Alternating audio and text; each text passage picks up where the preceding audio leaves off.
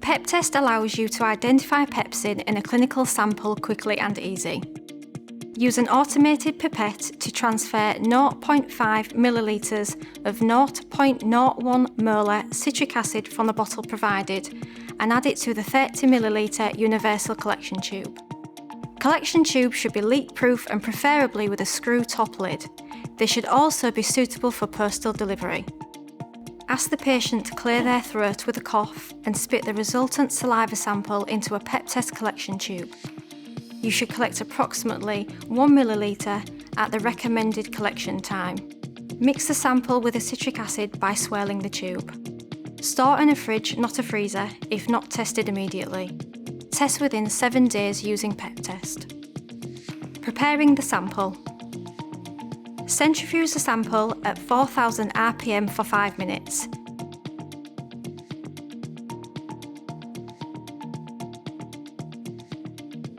You should see a clear supernatant layer.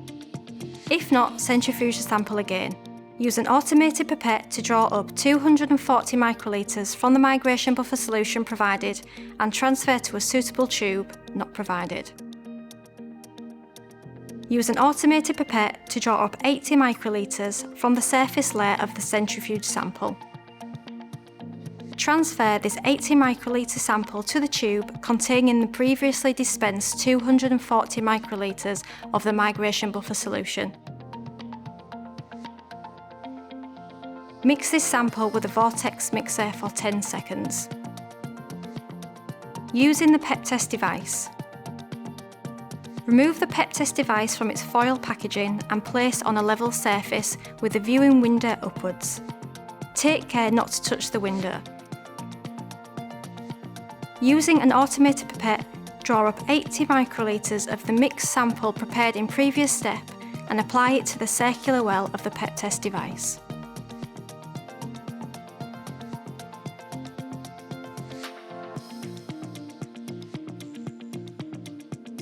Reading the result.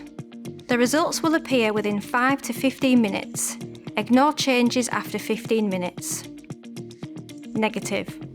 One line at C indicates that the test is working but pepsin is not present in the sample. Positive. Two lines, T and C, indicate that the pepsin is present in the sample. If no T line present after 15 minutes, test is negative.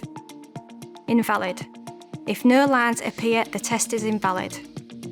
Alternatively, an electronic reader can be used to determine the level of pepsin. This must be done 15 minutes after sample is applied to the LFD. Refer to reader instructions for details.